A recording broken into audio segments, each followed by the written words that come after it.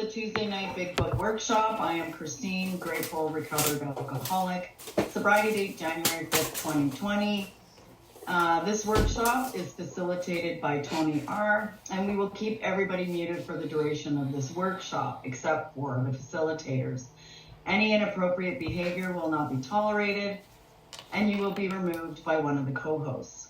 Please note that we'll be taking questions after the book study, so write them down and don't raise your hand while the discussion's being done, because we'll do that at the end, okay? And how we open this meeting is with the set-aside prayer. Dear God, please set aside everything I think I know about myself, this book, my disease, these steps, and especially about you, dear God, so that I might have an open mind and a new experience with all these things. Please help me to see the truth. Have an amazing meeting, everybody. It's all yours, Tony. Right on. Recovered alcoholic. My name's Tony. Sobriety date's April 8, 1989. Welcome, everybody. It's going to be a fun night. Put on your seatbelt. Definitely have an open mind tonight. Have your big books out and a pen and a highlighter if you want to take some notes. And like I said, we'll take some questions after. This is a section of the book that a lot of people think they understand just by reading it. And it's one of those things, it's a summary of their experience, right? And it's one of those things that you actually have to do what they did to see what they're seeing, right? And so we just finished We Agnostics, and in how it works, they talk about their experience. So when you look at page 58, they talk about being on this side of the steps, and really it took them going through the whole process in order for them to have this experience, allowing them to recover from alcoholism, right? And also to find spiritual principles to apply to their human condition, right? Because we don't apply the steps to our alcoholism, right? That's the problem, right? What we apply it to is our human condition. So a lot of people say, oh, we have a spiritual mountain. No, we have a spiritual solution to the dilemma of alcoholism, right? This change that needs to occur that we agree to, the psychic change of spiritual experience, removing the problem. What problem? This malady that centers in our mind. And as long as it's present, it's something that we can't see, feel, and touch. They call it phenomenon, right? That's why they say, look back in your drinking history to see if you exhibit this drinking against your own will. Anybody like that here? Right? And if you try to explain that to people who've never experienced it, they don't understand it. Like a guy in the meeting today says, well, people drink because they want to drink more than they want to stay sober. So right away that tells me, he's 17 years sober, right away that tells me his experience is different than mine. Right? His experience is different than the people that put this together. Right?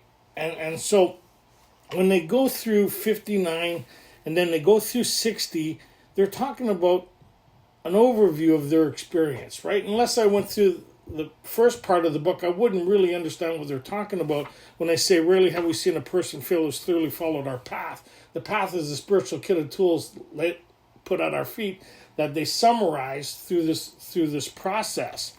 So when they talk about here, many of us exclaimed, what an order, right? And we're going to start from there to see how this sets up the rest of the book, right? So remember, they stopped talking about alcoholism a while ago. When was the last time they stopped talking about it? Was on page 44. And so they've been talking about the human condition. They went through We Agnostics, which a lot of people think they don't have to read because they did a self-diagnosis. Well, I don't. Everybody needs to read that chapter because it sets up the whole foundation to the rest of the book. What it is that we need to find, their understanding of this power, the purpose of this power, right, and where it's located, right? And we build on these ideas of sidestepping our and then from there we build a conception of what they're talking about that's comfortable for us. But we have to understand what they're talking about. Conception is a plan and idea. The plan and idea that they gave us was a course of action outlined in step 2, that the basis of it is accessing power, because lack of power is our dilemma, and the course of action enabling us to have a relationship. That's exactly what this book is about. Is the main object to enable us, right, to find this power which will solve our problem. right? Not help us, but will solve our problems. So it's very specific what they're talking about. And then as they go through here, so many of us exclaim, page 60. Many of us exclaimed, "What an order! I can't go through with it." Do not be discouraged. No one among us has been able to maintain anything like perfect adherence to these principles. So you notice it didn't say steps, right? It changes, right? Because it's no longer about the steps, right? The idea, I work on steps 10, 11, and 12. Well, that's treatment stuff. Sounds good. It sounds nice. But really, it's about how in my relationship with a power greater than myself, which we'll find out later is all about step 11. The only step that they talk about reoccurring through the whole theme of the book is step 11. Right? It's interesting. Okay, go ahead. We are not saints. The point is that we are willing to grow along spiritual lines. So you want to put a little highlight beside that, right? We're willing to grow along spiritual lines. So that means there's got to be a starting point from where we start taking stock, right? Where we start seeing, is there progress? Is there development? Is there some change happening in my life, in my reaction and response to life, right? Am I experiencing these things that they're talking about? And all the way through the book, they'll tell us why we need to do something, how to do it, and what it looks like if we do it or don't do it, right? So somewhere along the line, we'll kind of say, yeah, you know, this consciousness starts to happen for us, right? Like the mental apparatus is one thing. The cheese factory is one thing. Understanding and all that stuff and intellect, they talked about that on page 54, right? We like logic, we like reasoning, we like living in our thinking, right? But here they're talking about an experience below the thinking, the consciousness, this tapping into this inner resource. Okay, go ahead. The principles we have set down are guides to progress. We claim spiritual progress rather than spiritual perfection. And where that starts from is, weird as that may sound, where that actually starts from is step 5. Mm-hmm. Right? Because we have a new recipe, we have new guidelines, we've entered this relationship that we have an experience with now. And so I see how I used to be based on a non-spiritual basis in my step 4. Now that I'm applying spiritual principles, right? How there's starting to be a shift in my reaction to life, right? And how the people, places, and things starts to notice this shift, right? And so when they talk about that in the promises, we'll suddenly realize that God is doing for us. So we'll see secondary. It's like our alcoholism. Everybody around us knew about our alcoholism before we did. And same with the change. How many people here used to go around trying to convince everybody how much they changed? And how many people waited for it? We're waiting. Yeah, here's another 20. Yeah, I know you're changing. Here's another 20, right? But can I have my car back? All right. Okay, go ahead. Our description of the alcoholic, the chapter to the agnostic, and our personal adventures before and after make clear 3 pertinent ideas. A, that we were alcoholic and could not manage our own lives. B, that probably no human power could have relieved our alcoholism. C, that God could and would if he were sought. So that's a summary of everything, before and after the steps. Anybody been sober here a little bit? We continuously get convinced that any life run on self-will could hardly be a success. We start down on a path of great ideas, and it turns like, how did I get here again? Right? And so what creates a change is going back to the principles of the consciousness of the recipe that Bill talked about on page 13 and 14 and 15.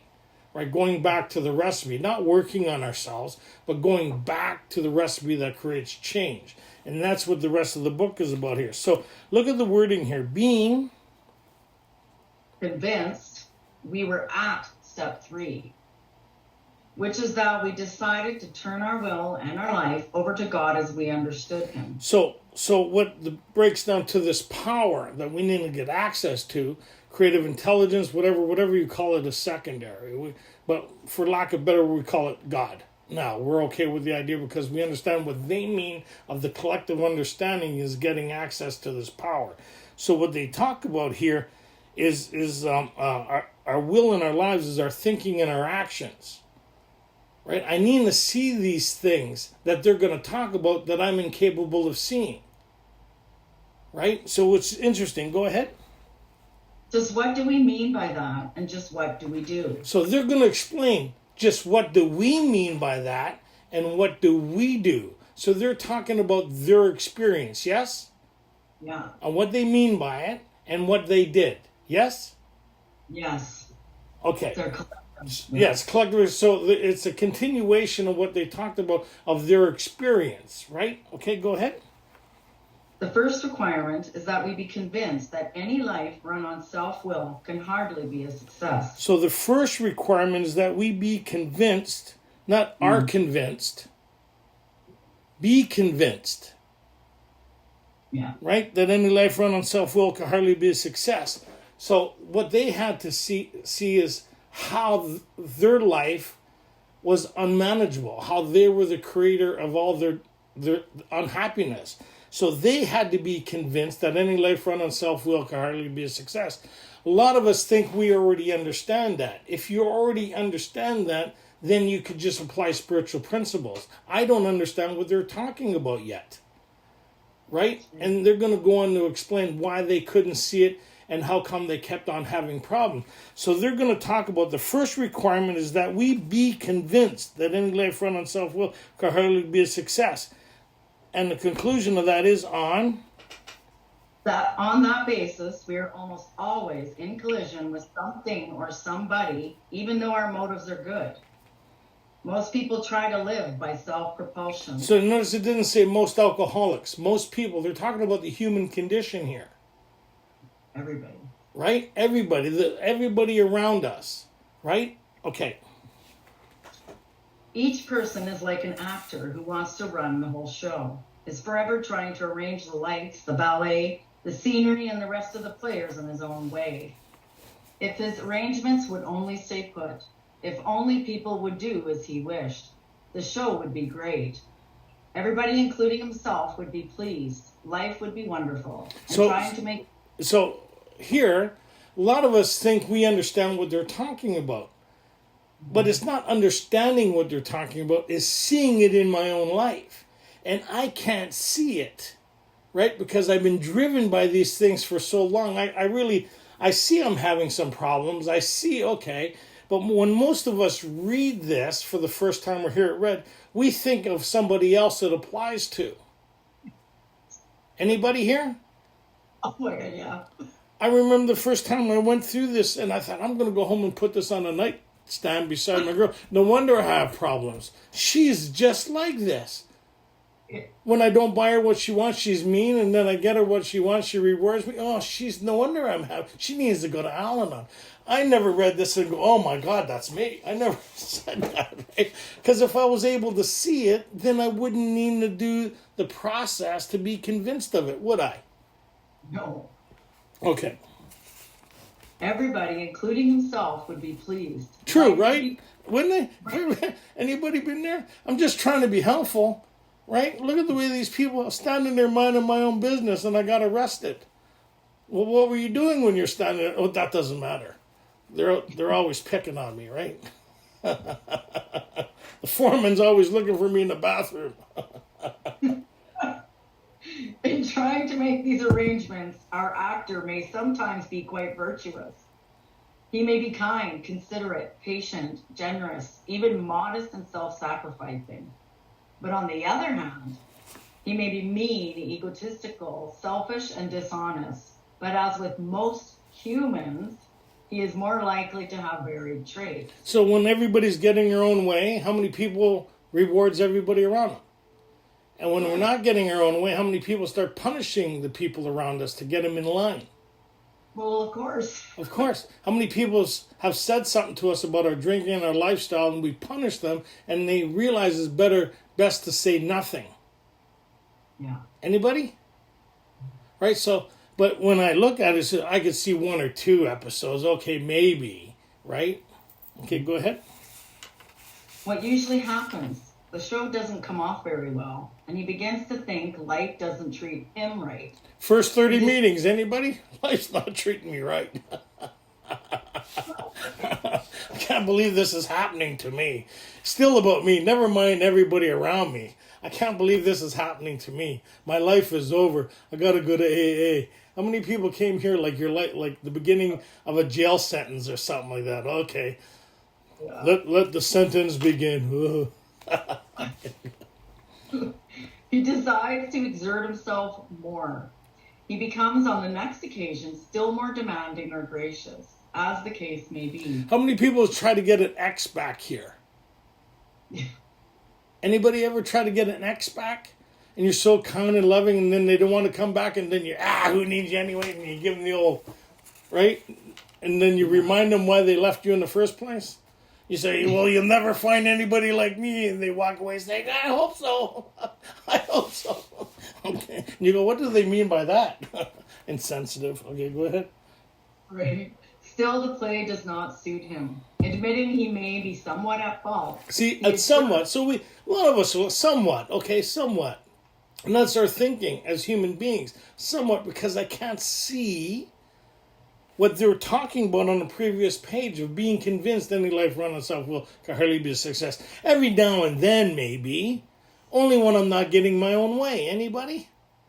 Oh, yeah. But if I was getting my own way, then see the loop? Okay.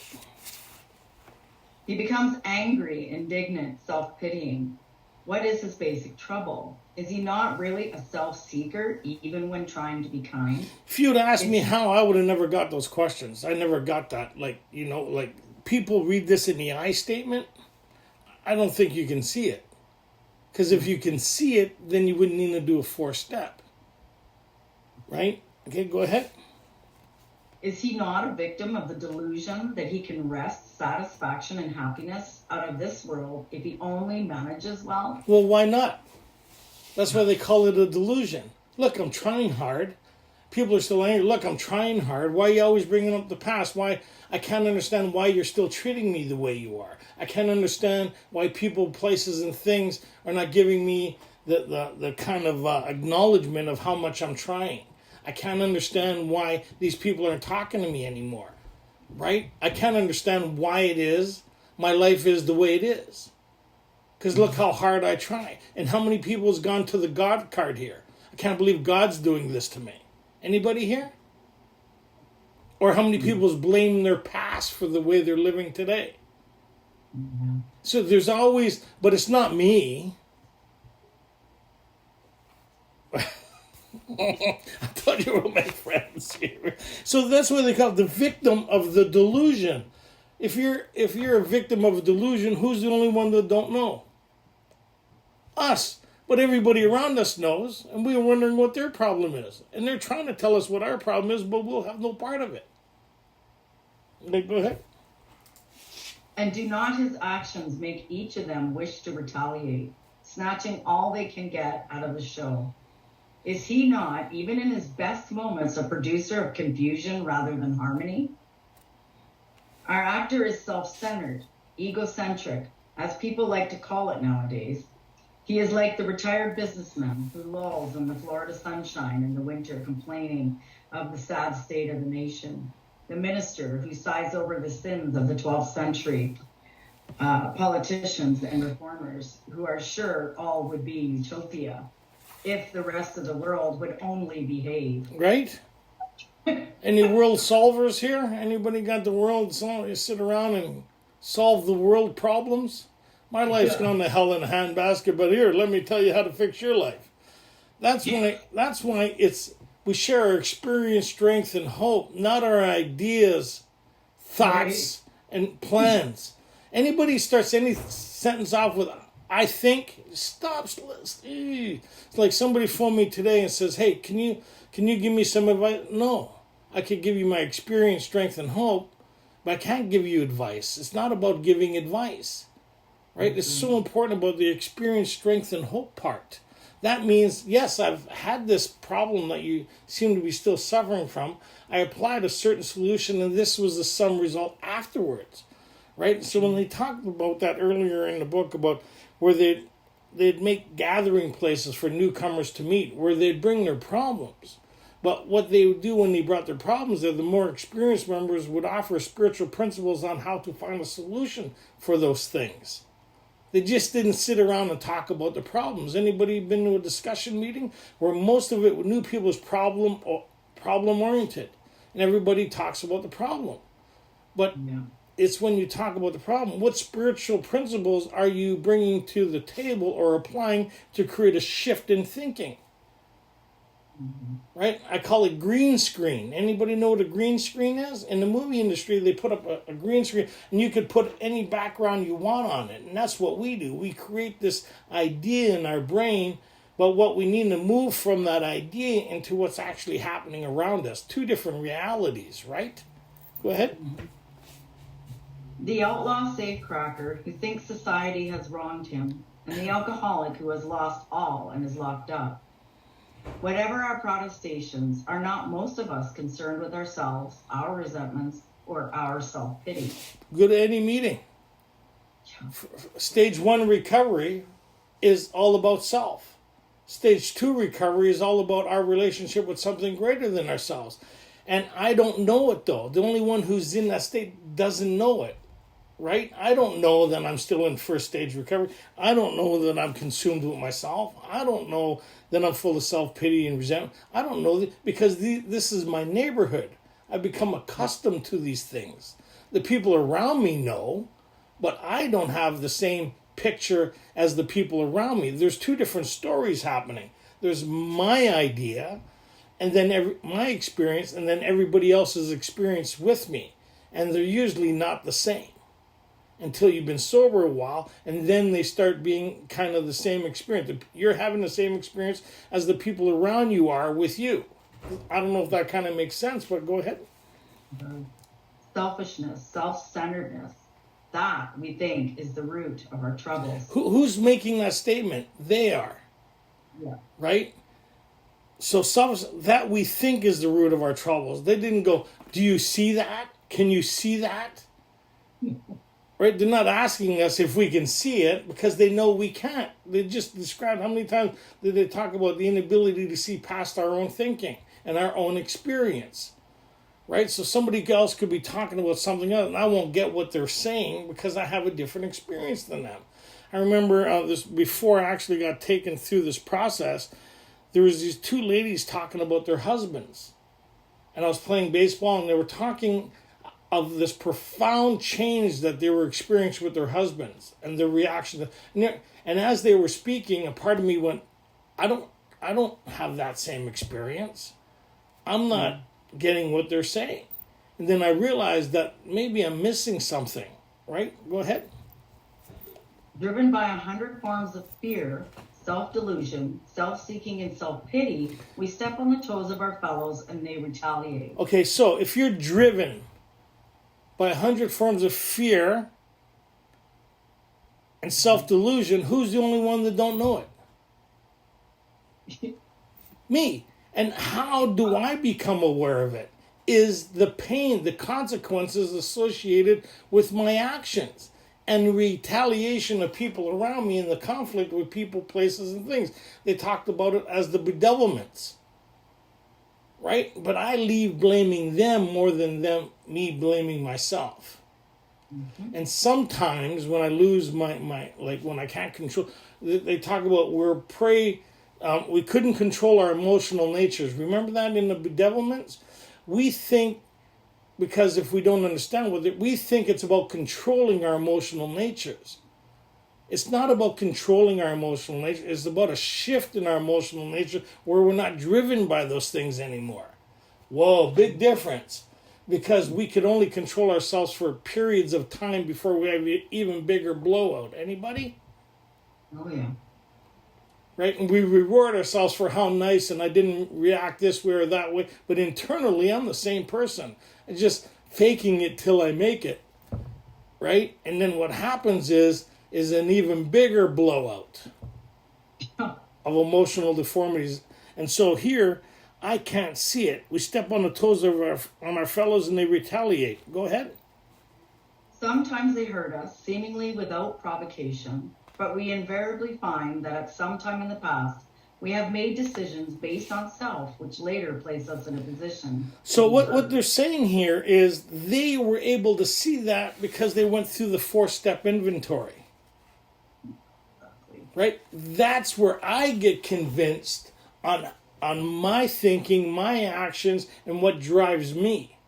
I get to see these 100 forms of fear based on self. What's self? My instincts, my social, my ambitions, my security. I get to see what's driving me that I couldn't see beforehand. Here, I'm thinking about other people this applies to. Right? And if I have even a moment of, okay, maybe, I can't see what they're talking about because I didn't do the same process that they did to discover of being convinced that any life run on self-will, self-proposed, driven by self can hardly be a success. What that kind of means is I've been living on an instinct-based life that I can't see any other way. So in order for me to see something different, I need to be presented something different. And as I get a different viewpoint of it, that they talked about we agnostics, willing to change our point of view, as I started going through the 4-step process, what they talked about here, we're going to look real fast on page 64. They talk about down here, we did exactly the same thing with our lives, with our thinking. We took stock honestly. First, we searched out the flaws in our makeup, which caused our failure.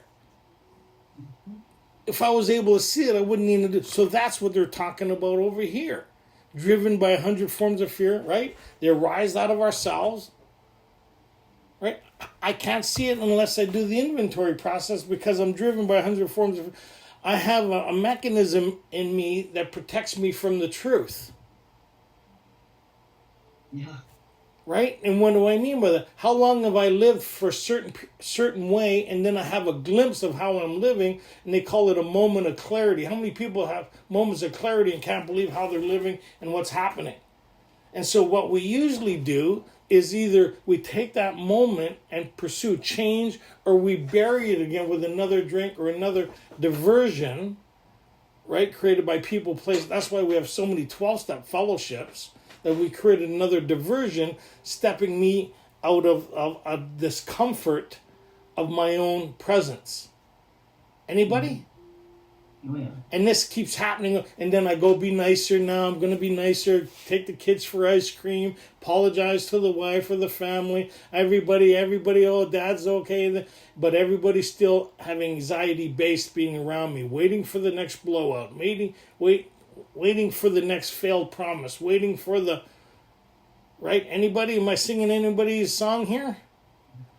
And then what's even baffling is how many of us have sat in a position wondering how we got there again.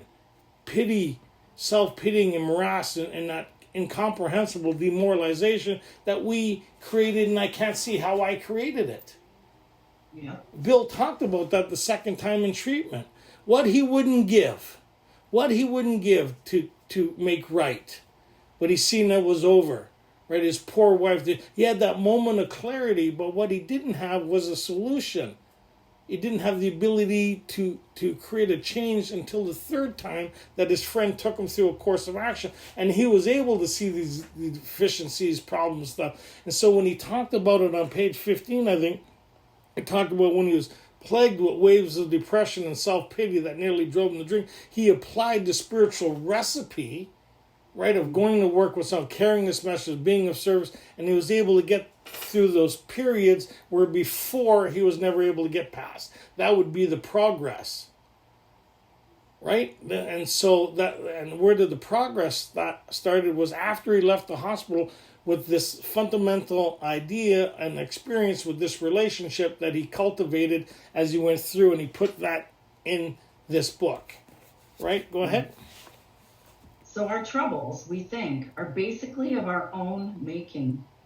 They arise out of ourselves, and the alcoholic is an extreme example of self-will run riot. So so the human condition, the alcoholic is an extreme example. Why? Because we've been ducking, bobbing, and weaving for years now. Right? Gaslighting, lying, not only to ourselves, but the people around us, building a bright life for us. Look, I got this opportunity, right? Get everybody believing it, and then we relapse again. Anybody? Oh, yeah. So they talk about this thing, right? So we're an extreme example of I'm going to fix me with me. What's our first obsession? Is ourselves. They talked about that back on page 23. right? They give us this idea, this condition that we suffer from, but look at everything I'm doing to fix it. Right? I'm doing this. I'm doing that. Listen to people in me. I'm going to meet. Meeting makers make it. Just don't take the first one. You'll be okay. I'm working on this defect. I'm first stage recovery. The delusion that if I apply me to me, I'm going to be okay. Anybody? But I'm not getting the results, and then I think maybe this thing ain't working. So I stop going to meetings. I start withdrawing from life again. I start withdrawing from the people around me because I'm now back to being a hostage of my own thinking, and I can't shake it. I don't know if anybody, maybe I'm the only one here. Anybody? Right? So it's interesting, right? So I need a solution for this of one, the things I can't see. I need to be able to see it. And two, I need a viable solution where this isn't my experience anymore, where I'm not an extreme example of the human condition. Everybody thinks, where's my plaque? No, it's not one of those things to be proud of, right? But we do. When we talk about the shit we do sometimes, it's like, I did this. It's not funny, but it is funny to us because we're not right? Okay, go ahead. So our troubles. So our troubles, we think, are basically of our own making. They arise out of ourselves, and the alcoholic is an extreme example of self-will run riot. Run riot. Total shit show. Any shit shows here? Sober or drinking? Yeah. When you start doing stuff sober, then you realize, oh, I see what they mean by alcohol is but a symptom. So a lot of people think, oh, I did that because I was drinking. No. What alcohol does is reveal who you are. Mm-hmm. Right? It reveals who you are. It's like, like the family reunion. Boy, my cousin's looking good. Right? I think that, but I don't do that. 15 drinks in, I'm hitting on her. Right? It was already that, like, I don't know if that kind of makes, I'm the only one here. Yeah, right. Okay. But that's what I mean. It reveals who we are. I can't believe I said that to these people. You were thinking that before you got drunk. Yes? Anybody? It takes away the inhibitions. I don't care. I'm going to let everybody know. Okay. Above everything, we alcoholics must be rid of this selfishness. We must, or it kills us. The selfishness they talk about is the self-focus and being governed by self, being driven by my own propulsion, my own energy, thoughts and ideas, being instinct-based. Like, it's really fun. I was thinking about this. When they get into the common manifestations of what defeated us, it doesn't say selfish, self-centered, because as humans, we're all selfish. So, anybody ever watch those videos on those monkeys? They put a box of tangerines down. The monkey will take all he can. Look at that selfish, self-centered monkey, right? But he's not. He's living off of instinct. He's trying to get all he can for self-preservation. And that's what we do, right? We'll take the biggest piece of cake. We learn from kids not to, hopefully, to play nice in a sandbox. We curb those feelings and ideas, right? But that's not what defeats us, right? So it gets in, so it's being propelled by my thinking and my emotions. Again, what they talked about on page 54, right? This thing that they talked about on 54, I'm seeing here in the human condition, but I need to see it within my own life. Go ahead. God makes that possible. And there often seems no way of entirely getting rid of self without his aid. Entirely getting rid of. So we can have total moments of freedom and long periods of being free from self. Right? So we're living in the human experience, not the Neanderthal experience. We make a shift where we're living in our consciousness and we seem to be able to be present. Right? And we just seem to be enjoying life more. We just seem to be more noticeable on the things that are happening around us of service and of help. Right? Look at any newcomer. Just look at it. They can't, like, they're so stuck. How many people remember when they're new? Like, you can't get past your thinking. Yeah. Like, everybody remembered me when I was new. I didn't hardly remember anybody. And as I got sober, I started, oh man, there's other people in this meeting besides me. Oh, they're putting chairs away. Okay, maybe I'll help. Maybe I'll show up before the meeting and see if I need to set up, make coffee, if there's a new person there. Right? When they said, oh, you're the most important person here, I believe that for years. Right? That's that self-centered. We feed that in the beginning. Go ahead. Many of us have moral and philosophical convictions galore. And that's I'll just surrender. Surrender without conversion leads to your own demise. Right? I just won't drink, or meeting makers make it. I'll just read page 417 every day. Like, nothing happens in God's world by mistake. We don't look at what it's saying. Yes, nothing happens by mistake. That's why we're looking at these things that drive us. Mm-hmm. Right? Anybody over here that's saying you're exactly where you're supposed to be? Yes. Based on all the stupid shit you've been doing, where else do you expect to be? Right. Right? Burnt my life to the ground. I can't believe I'm here. Well, where else do you think you'd be? Right? But we've gotten sensitive. Well, you're exactly where you're supposed to be. Based on, and then, under our breath, based on all the stupid shit you've been doing, where else do you expect to be, right? Mm-hmm. I can't believe this happened to me. Why can't you believe it happened to you? You set up the whole thing yourself. So when they say nothing happens by mistake, there's a reason for it.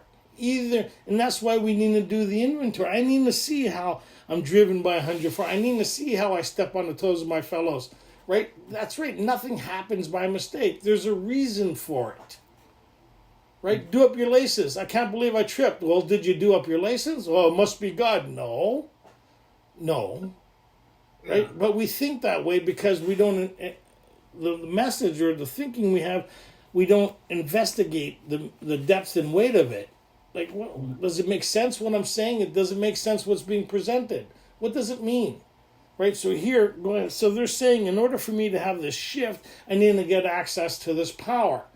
Because my thinking isn't enough. My desires isn't enough. My hope isn't enough to create the change. It's a beginning, but it isn't enough for longevity. Right? Go ahead. But we could not live up to them even though we would have liked to. Neither could we reduce our self-centeredness much by wishing or trying on our own power. And how many people has tried not to think here? That's what they're talking about. Like you're so consumed with self, you don't know you're consumed with self because you spend all day in harmony and talking to self. Exactly. So I don't know what freedom from that is. I remember going early sobriety. I says, I think I'm experiencing serenity. No, my sponsor says, no, you're experiencing a blown fuse. You're not experiencing serenity, right? So they talk about the ability. Remember in Bill's story, how many people remember Bill's story here? Remember when Ebby showed up and he pushed the drink his way? Who was Bill concerned with? Himself. And then he went through a process and he got connected to this power. Then he came with the idea that he's seen what his friend promised. My friend promised when these things were done, he would have the elements of a way of living that answered all his problems. Then on the very next page, he was kind of alarmed by this experience that he was having. And then the thought came to him, other people might benefit from what was so freely given to him. That was the Bible. That was the shift. Is that the same person that was sitting at the kitchen table, pushing a drink toward Evie, unmindful of his well-being? And then on the next page, while he still lied in the hospital, he thought, you know what, maybe other people might benefit from this thing that was so freely given to me. And here we are in 2023, based on that experience in the hospital that the doctor witnessed that's available to everybody here. So they talk about, go ahead, it explains it. This is the how and the why of it. First of all, we had to quit playing God. It didn't work. Next, we decided that hereafter in this drama of life, God was going to be our director. He is the principal. We are his agents. He is the father, and we are his children. Most good ideas are simple. That's where the problem is. Most good ideas are simple. We missed it. right? So here, if you're looking at it, they're talking about a relationship. They're talking about, for me to see and have a different experience, there needs to be a shift from the relationship with myself to a relationship with something else, right? And whatever you call it, it says the basis of it is he is the director, we're his principal. He is the agent, he is the father, we're his children. So it's kind of that relationship where we get direction from somebody that sees the big picture. I can't see the big picture, but if I take my marching orders as I go along, is like anybody ever see those high rises that are built that started with nothing on the ground? You went by a place, and one day there's a fence around it. Next day there's pegs. Next day there's these people show up, and as they started to build, every day these workers showed up, and they got their marching orders for that day. And as time went on, this structure was built that they were able to reside in. And that's what they're talking about. What we're going to build is a spiritual structure, a shift in energy, ideas, and focus. Right? But I can't create that. And so they're saying here, most good ideas are simple. So from here forward, I call this is the adoption process. Right? He's a father. I need to get adopted, so I need to go through the adoption agency to formulate this relationship. Remember, I did a lot of LSD or something like, but this stuff made sense to me, right? Or witness protection. I needed witness protection for me. So, look at this thing. Most good ideas are simple, and this concept, right, was what? The keystone of the new and triumphant arch through which we pass to freedom. So a keystone is the main stone that holds everything together. And it's a thought, idea, a process, or a focus, right, on something other than ourselves. So the rocks that have with the keystone have a relationship. And that one thing holds everything together. And they talk about moving through to have a different experience. So what are they talking about? They're talking about there's a shift inside of me that's available, right? Mm-hmm. That if I got access code to this keystone where I could move from, I call it the Neanderthal instinct-based living to the spiritual human-based living, I have a different shift. And we talked about that before, is like we all experience total despair and self-loathing here. Anybody? Mm-hmm. Right? We all and then we got a flicker of hope. Or an idea to phone somebody, or somebody showed up with a possibility of something different. Anybody? You notice how it shifted your energy inside? Anybody feel that shift? How many people here has been so emotionally distraught that they thought, as soon as I get to that meeting, I'll be okay? So their idea is that I could get access to this change if I go to that meeting. And I sit in a meeting, I get some hope, I draw on the people around me to create a shift of hope. Anybody? And so I start feeling different. What changed was this shift inside of me, right? So they're saying we're going to give you the access code to that, where you don't have to go looking anywhere else because it's already with you, but you don't know how to access it on a constant basis. Right? Which is step 11. So in step 1, you're walking alone, right? Step 11, you're walking with something other than you. It creates a pillar. And the basis of that is this keystone that allows me to have a shift in perspective, energy, ideas, right? And experience. How cool is that, right? If you want what we have, that's what we're offering. So they talk about here. So this is another confusing part of the book, because we hear somebody say it, and it must mean, oh, okay. So a lot of people say this is the step 3 promises on the top of page 63. It isn't. It's a summary of their experience. I'm talking about what they just talked about. Of what? Of getting access to this keystone of the new and triumphant arch, which they passed to freedom, where they had a new experience. So they're going to summarize a small synopsis of their experience and what that looked like. And this is what it looked like. When we sincerely took such a position. Step 3, yeah. Right? Yeah. All sorts of remarkable things followed. Followed, not happened. Yeah. Followed what? My decision and the course of action I take. Because step 3 in itself is just a decision. you can get the delusion of feeling change, and then we get this feeling of hope. We think we change, and we don't think we need to do the rest of the work. If you're able to have a relationship with this power in step 3, would you need to do the rest of the work? No. So step 3 is the idea that I'm going to pursue the solution that's outlined in step 2 to the dilemma of the problem in step 1. I'm going to the mechanic. Yes, take my car. The outline that you gave in as a solution to the problem makes sense to me. Right? So he's going to take a course of action, and when he gives me back the keys, that problem will be fixed. And he'll give me certain ideas and principles where that problem doesn't return. Right? So when the red light shows up on the dash now, we don't put black tape over it. That's not what they mean by fixing the problem. Try to ignore it. Turn up the stereo. Okay, go ahead. So, when we sincerely took, all sorts of remarkable things followed. We had what? A new employer. Being all-powerful, he provided what we needed if we kept close to him and performed his work well. Which is 11. Right, we'll get in, by the time we get there, stay close to him, performed his work well. As we go through this, what's that? It's to fit ourselves to be of maximum service to God and the people around us. Step 12 is a summary of an experience that's already happened, and we're going to go carry this message. Right? It's already happened. That we got access to this power, created change sufficient enough that I could go start working with other people now. And actually, most people should start working with new people by the time they get into 5. They have enough self out of the way and enough experience with this because it's going to get them motivated. So, my sponsor said, think about that.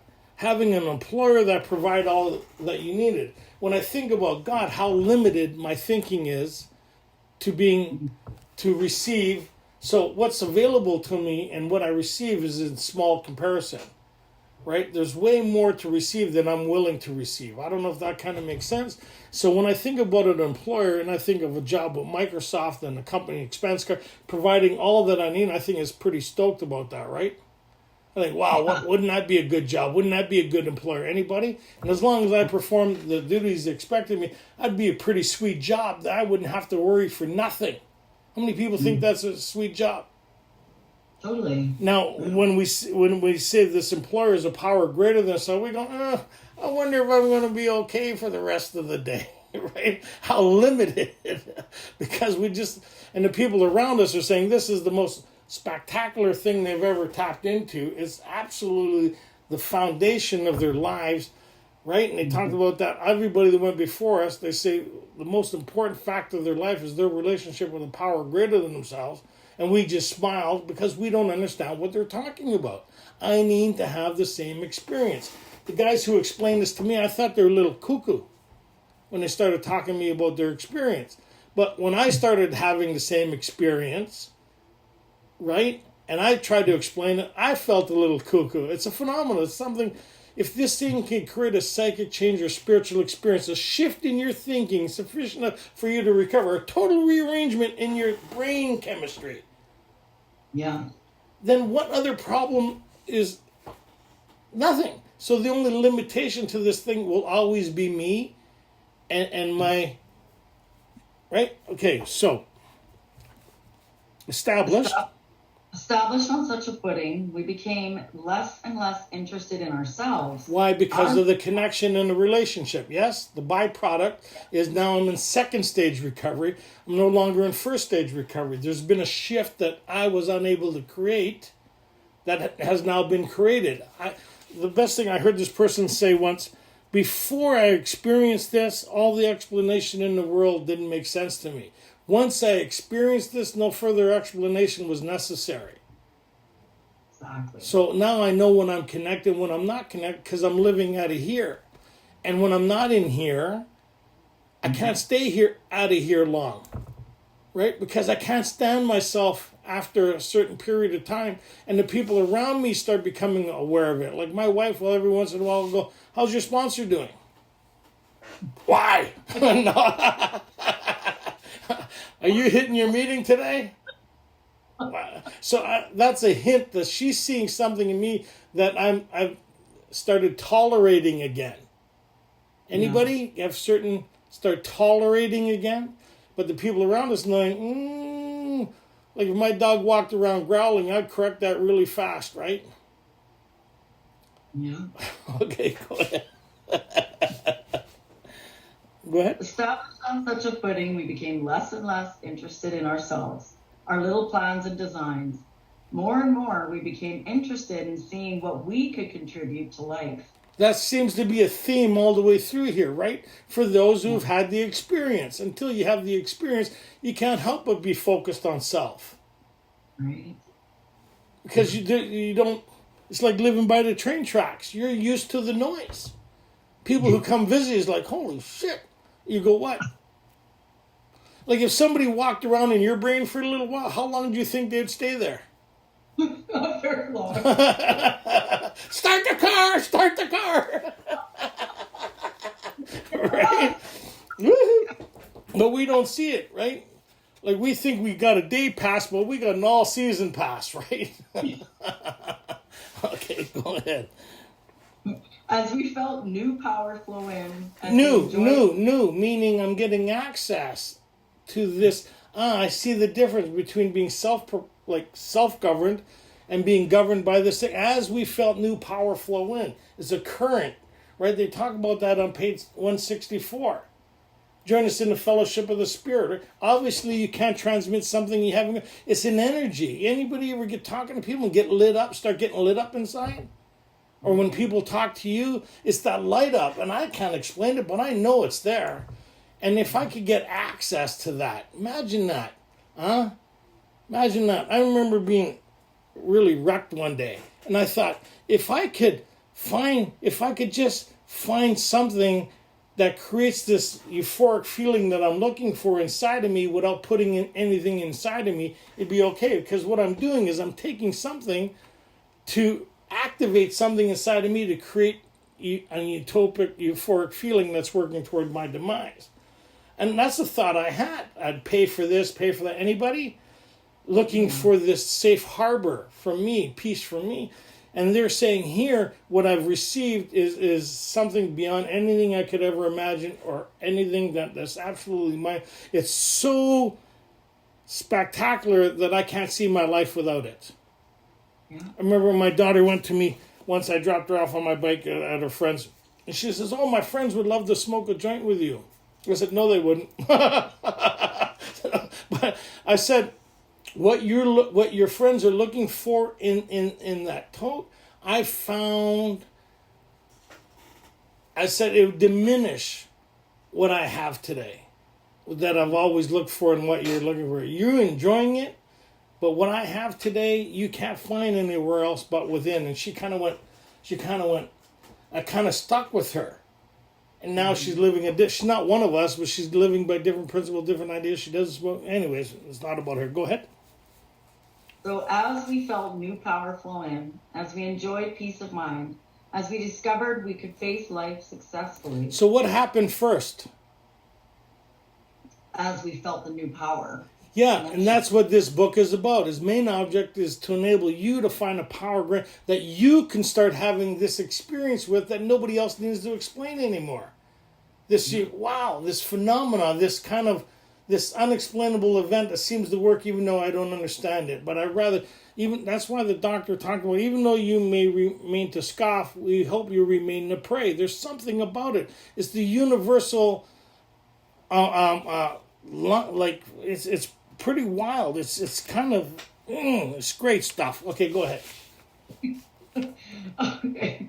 As we became conscious of his presence, we began to lose our fear of today, tomorrow, or the hereafter. We were reborn. So reborn is to rethink. That terminology bothered me for a long time because of the evangelical background, right? But to look at things and to have a new experience, right? So as we begin to lose our fear of today, tomorrow, and hereafter, we are reborn. As we became conscious of his presence, so we get connected to that power, which is the consciousness of something other than me. I start formulating a relationship with that, and in 11, I develop it. This is a summary of the course of action. Yes? Yeah. So now they're going to say, we were now at step 3, which is interesting. If you go back it says being convinced we're at step 3. Yeah. So they had to explain all that, and they're saying now we're at step 3. Now we're there, right? Yeah. Now we're going to show you how to have the same experience that we've had, and that we've been talking about all along. We're going to show you how to obtain it. That's exactly what this book is about. It's not open to interpretation, right? They're going to show us precisely how they obtain this thing by doing what they did. It's collective. It's not singular anymore. It's a collective experience. In the back in the spiritual appendix, and I'll end with this, it talks about all our members have tapped into an inner resource. Our more religious members call it a God consciousness. A consciousness. All our members. Back on page 55, they talked about the human experience. Actually, we're fooling ourselves, for deep down in every man, woman, and child is the fundamental idea of God. This energy, this beacon, the source, the connection is here. It's like when I went on my computer to click on Zoom, right? I have the Zoom icon here. As soon as I clicked it, and then I clicked it again to connect me, and then here I am. And it's kind of like it was already there. Once right? We come already installed with it. And what this recipe does is bring us through the archway, and we'll kind of, which is interesting. So, I thought I was going to end there. On 62, and this was the new and triumphant arch which we passed to freedom, yes? So they're going to give us the instructions, and by the time we get to page 75, Okay. they talk about returning home. Okay. Returning home, we find a place where we can be quiet for an hour. Carefully reviewing what we have done, we thank God from the bottom of our hearts that we know him better. Taking this book down from our shelf, we turn to the page which contains the 12 steps.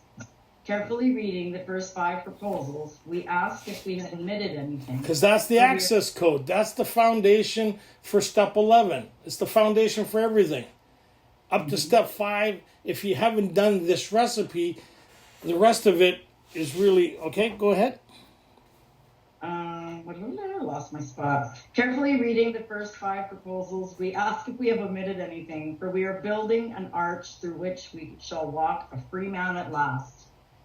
Is our work solid so far? Are the stones properly in place? Have we skimped on the cement put into the foundation? Have we tried to make mortar without sand? So what they're saying is, I got the instructions now, and I'm going to put it all together. As I read through here, through the rest of it is an introduction into 11. Because after step 5, it says, when we retire at night. What night? That night. Right? I incorporate 11 as I go back and start cleaning up my past and working with other people. The instructions for walking around is 11. Right? The new experience of this consciousness, this relationship, there's only one step that talks about development. That's step 11. No other, so I don't know, it's kind of, if you go with the book, right? Step 11 is the only development step that they talk about. Sought through prayer and meditation to improve our conscious contact. Right? Our next function is to grow in understanding and effectiveness by getting access to this power that creates the change. The Da Vinci's code to the 4th dimension. Live long and prosperous. I really enjoyed today. I really mean to hear what I had to say. I hope you guys enjoyed it as much as I did. And it'll be good. Thank you so much for your service, Christine. You guys rock. Thanks, Tony. That was awesome. So there are no dues or